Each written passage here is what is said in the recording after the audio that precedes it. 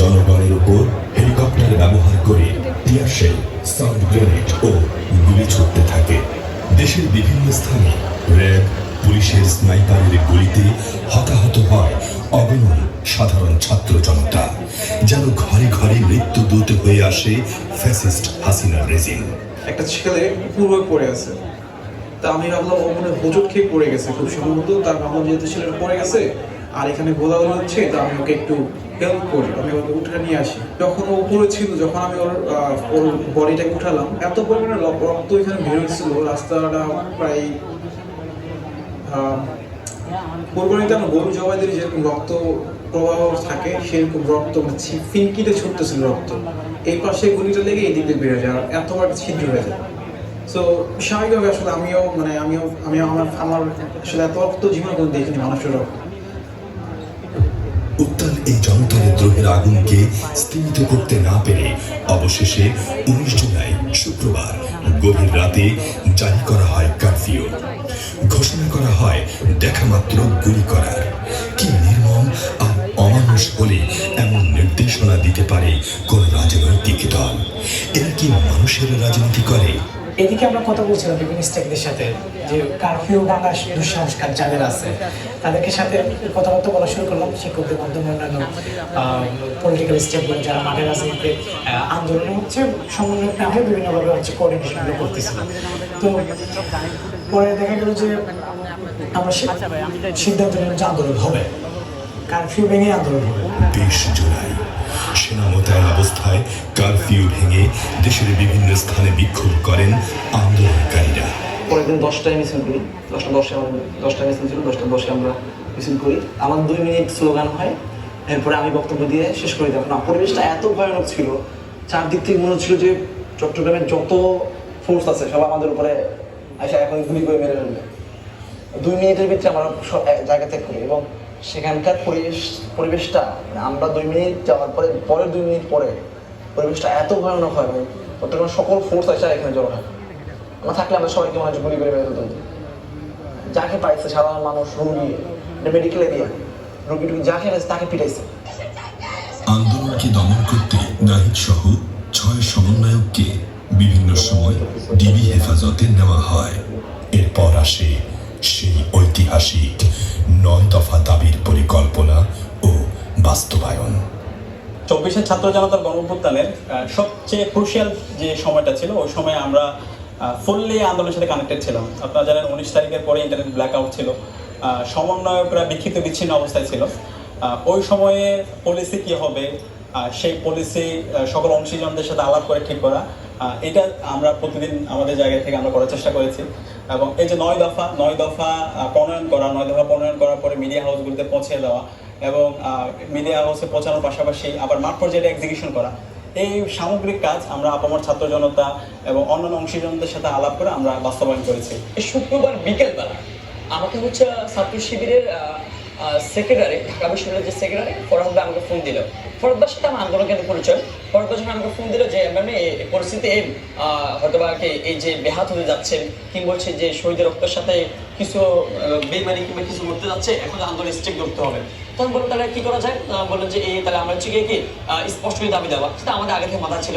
তো দাবি দেওয়া বলেছে ফরহাদ ভাইয়ের সাথে আমি আলোচনা করতেছিলাম। তখন আপনি জেনে থাকবেন নেট একদম স্লো, মানে ইভেন ফোনে মানে কথা বলা যাচ্ছে না, বারবার কেটে কেটে আসছে। আমি তখন মানে বের হয়ে বিকেলবেলা 4টা বাজে আন্দোলন করতেছিলাম। এর মধ্যে ফরহাদ ভাই ফোন দিলে আমাকে। তো যখন কথাবার্তা হচ্ছে ভাই বললো তাহলে আমরা যদি দাবি দেওয়া বলি তাহলে তুমি সেটা শুনো। প্রথম দাবি হচ্ছে কি ছাত্র হত্যা দায় নিয়ে প্রধানমন্ত্রীকে জাতির কাছে প্রকাশ্য ক্ষমা চাইতে হবে, স্বরাষ্ট্রমন্ত্রী পদত্যাগ করতে হবে, বিতর্কিত বক্তব্য দেয় হচ্ছে উপাধ্যক্ষকে পদত্যাগ করতে হবে, কি হচ্ছে কি police super, police commissioner, DIG এদেরকে হচ্ছে বরখাস্ত করতে হবে, সদস্যদের আইনে আওতা আনতে হবে, ডিসি ডক্টরকে হচ্ছে পদত্যাগ করতে হবে। আমাদের মঙ্গলবার রাতে যে মিটিংয়ে যে সিদ্ধান্তগুলো হলো, যে পয়েন্টগুলো উঠলো, যে দাবিগুলো আসলো, সেই দাবি মিলিয়ে মিশে হচ্ছে আমার 9 দফা দিই। এই হচ্ছে 9 দফা। ছাত্র শিবিরের যে ঢাকা বিশ্ববিদ্যালয়ের প্রেসিডেন্ট, উনি আমাকে ফোন দিলে যে কয়েকজন ব্যক্তি নাম্বার দিলেন যে এই ব্যক্তিগুলোকে তুমি একটু হচ্ছে গিয়ে ফোন দিয়ে বলে যাও যে 9 দফা আমাদের পক্ষ থেকে, আমার পক্ষ থেকে আসবে, আপনি একটু সেটাকে রিসিভ করেন, সেটা হচ্ছে গিয়ে বাইরের দেশে আপনার যে বিষয় সেটা প্রচার করার ব্যবস্থা করেন। আমি তাদেরকে ফোন দিলাম, যথারীতি ফোন দিয়ে তাদেরকে ইনফর্ম করলাম। একই সাথে তখন আপনি জেনে থাকবেন যে পরিস্থিতি খুবই হচ্ছে অস্বাভাবিক পরিস্থিতি, যে কারফিউর মধ্যে হচ্ছে কি যেখানে একজন মানুষ বের হওয়া অসম্ভব বিষয়, জীবনের ঝুঁকি নিয়ে কিংবা হচ্ছে গিয়ে সব কিছুকে মোকাবেলা করেন সেই যে যারা হচ্ছে এটার সাথে জড়িত ছিল, হচ্ছে 9 দফার ছাত্র শিবিরের কথা বলি, তারা হচ্ছে স্পিড করার যে বিষয়টা, বিভিন্ন হাউজে মিডিয়া হাউসে সেগুলো পৌঁছে দেওয়ার বিষয়টা, কিংবা হচ্ছে ইন্টারন্যাশনাল জার্নালিস্ট যারা আছে তার কাছে পৌঁছে দেওয়ার বিষয়টা ছাত্র শিবির এই দায়িত্ব পালন করে। 21 জুলাই হাইকোর্ট 7% কোটার রায় প্রদান করে। সেই দিনে সারা দেশে শুরু হয় চিরুনি অভিযান। আটক করা হয় হাজার হাজার শিক্ষার্থীকে। আটককৃতদের উপর চালানো হয় নির্যাতনের শৃঙ্খলা। যাত্রাবাড়িতে এই নির্যাতনের শিকার হয়ে শাহাদাত বরণ করে মাত্র 16 বছরের কিশোর। সারা দেশে ক্রমান্বয়ে বাড়ছে শহীদি লাশের মিছিল। আব্বু যখন আমাকে আর কি থানায় দেখতে আসে, তারা আব্বুকেও হচ্ছে হাজতে ঢুকিয়ে রাখে আর কি। আমাকে ওই মিন্ট রোডের ওখানে নিয়ে যাওয়া হয়, তো সেখানে বড় করে লেখা ছিল যে ডিবি কার্যালয়। দেন সেই জায়গায় তারা আমাকে গুম অবস্থায় 3 দিন রেখে দেয়, এবং এই 3 দিন দিনে 3-4 বার করে তো হচ্ছে তারা আমাকে জিজ্ঞাসাবাদের জন্য নিয়ে যাচ্ছিল। সংঘর্ষ চলমান, বাড়ছে আহতের সংখ্যা।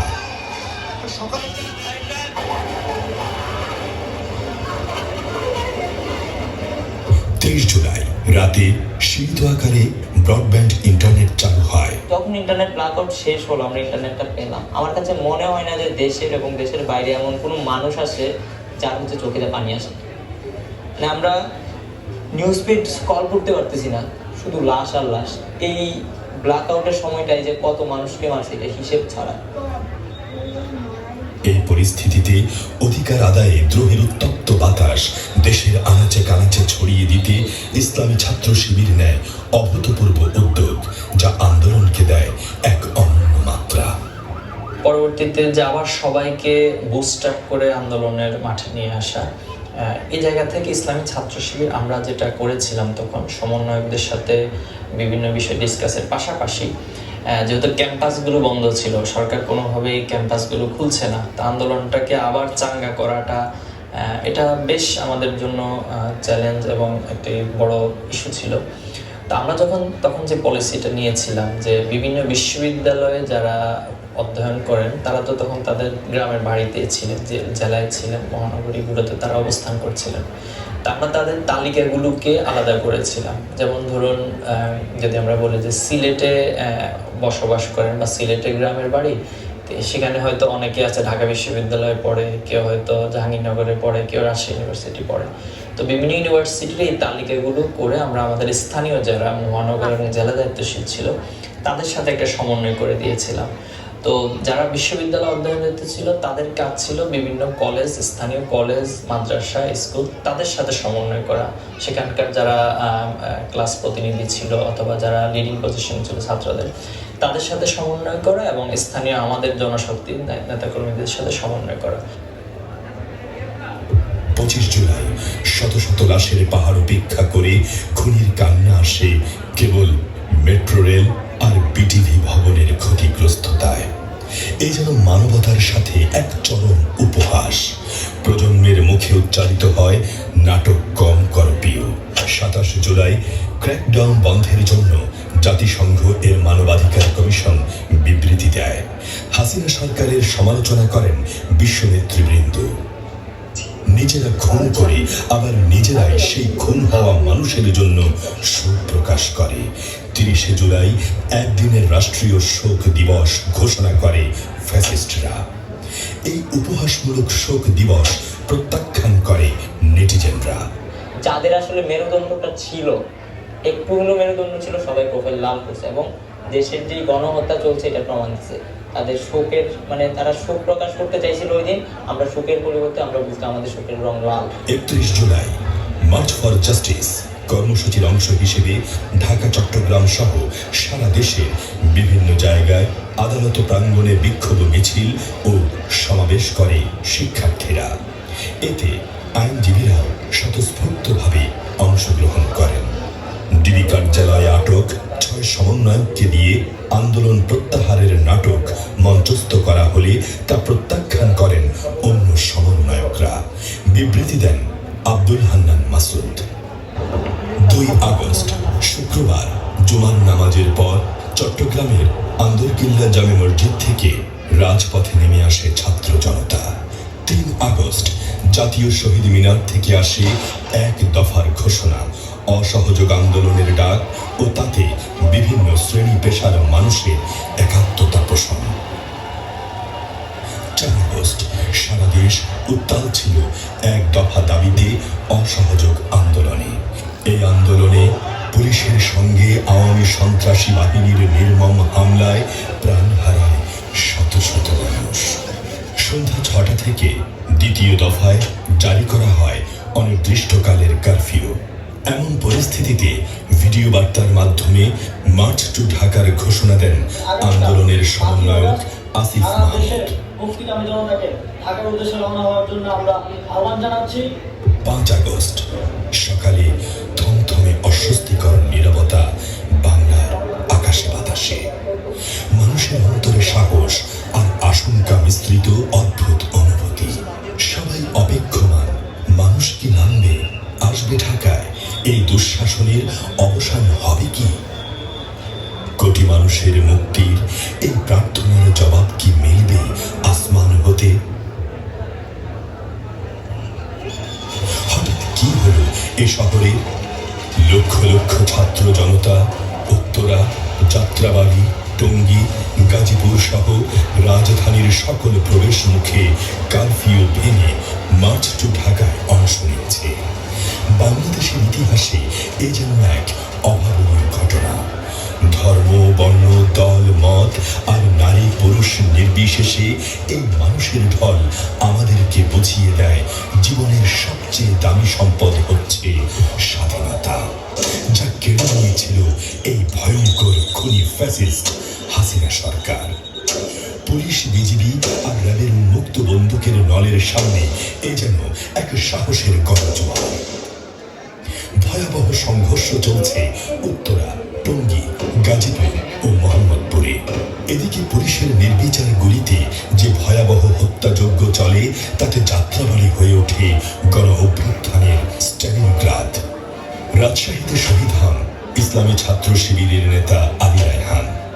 আমাদের যে শহীদ আলী রায়হান, যিনি শাহাদাত বরণ করেছে, রাজশাহী মহানগরী শিবিরের সাবেক সেক্রেটারি ছিল, তার গ্রুপটার সামনে ছিল সেখানে রাজশাহী মহানগরী সভাপতি সাবেক হাফেজ খায়রুল ইসলাম, তার নেতৃত্বে 2টা গ্রুপ আমরা সামনে দিয়ে অগ্রসর হয়। এক পর্যায়ে যখন আলিপুরদিন আমরা পৌঁছি, সেই মুহূর্তে সামনে পুলিশের বিশাল একটা গ্রুপ চলে আসে। পুলিশ আসা মাত্র তারা বেপরোয়া ফায়ার, বেপরোয়া রাবার বুলেট, টিয়ার সেল নিক্ষেপ এবং সাউন্ড গ্রেনেড। যখন পুলিশরা এসে আমাদের উপর হামলা শুরু করে, আমরা সেই মুহূর্তে আর টিকতে পারি না। টিয়ার সেলের কারণে আস্তে আস্তে আমরা পিছনে সরা শুরু করি এবং আমাদের অনেকজন ভাই সেই মুহূর্তে গুলিবিদ্ধ হয়। আমার পিছনে আলী রাহেম ভাই, তিনি গুলিবিদ্ধ হয়ে পড়ে যান, তাকে কোলে করে নিয়ে যায়। আমাদের আরো 30 থেকে 40 জন ভাই সেই দিন গুলিবিদ্ধ হয়। এর মধ্যে দুপুরে মানুষ জানতে পারে ফ্যাসিস্ট হাসিনা পদত্যাগ করে পালিয়ে গেছে ভারতে। রাষ্ট্রপতির কাছে পদত্যাগপত্র জমা দিয়েছে। ছাত্র জনতার এই রক্তক্ষয়ী গণ অভ্যুত্থানে ফ্যাসিস্ট রেজিমের পতন হল। অতঃপর জাতি আবার নতুন করে পেল স্বাধীনতার স্বাদ।